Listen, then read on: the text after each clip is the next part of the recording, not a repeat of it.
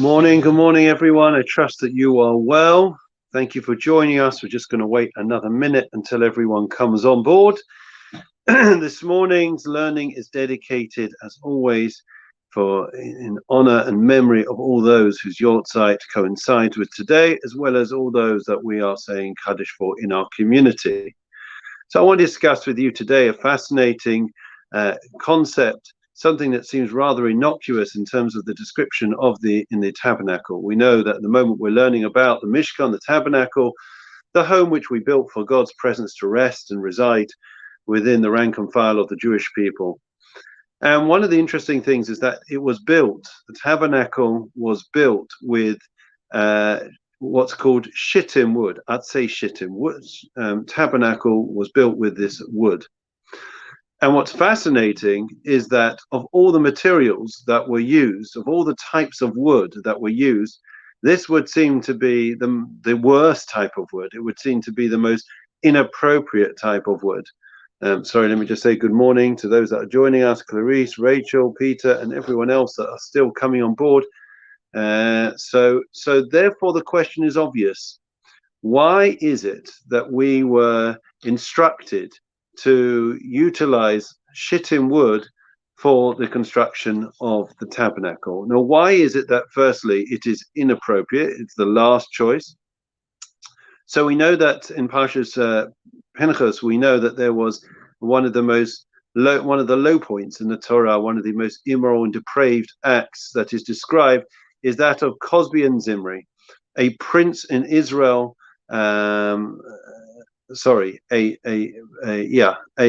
prince in Israel, and he took a Moabite woman and he consorted with her and acted in an immoral fashion, and as a result a plague of immorality broke out in the Jewish people.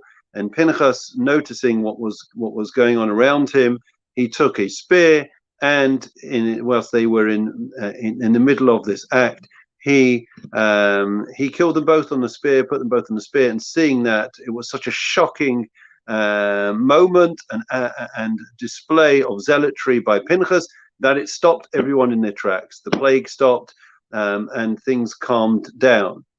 So the place where it took place, the place where it occurred, this immoral, depraved act, was Shittim. Okay, so Shittim is the most depraved place possible, and we know it's where also the same numerical value as the word Satan. Satan, of course, is the evil inclination that leads us astray. Okay, so the question is, why would we be commanded, be requested to take wood, which is called shittim wood, which alludes to this depraved, immoral act in a low point in Jewish history, and use that to build one of the high points, one of the zenith in Jewish history, to build a tabernacle, a house where the Shekhinah, the divine presence, would rest? And the answer by, I think it's the Ishbitzer, Rav Tzadok, who says as follows.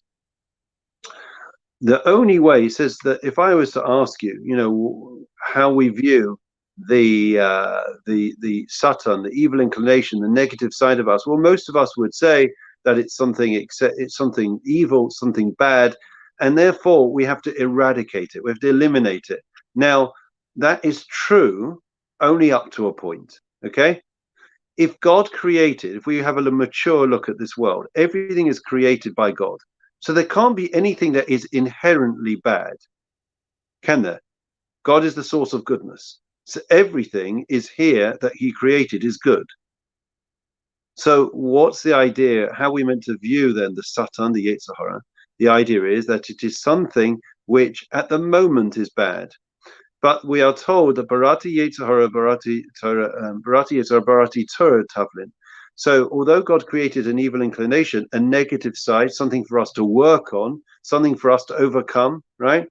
God created a Torah. He gave us the blueprint for the creation of the world, and a means to literally transform that negative side, those weaknesses, that bad stuff that we find ourselves going to, be it anger, be it any type of jealousy or anything else that we have going on in our lives, right?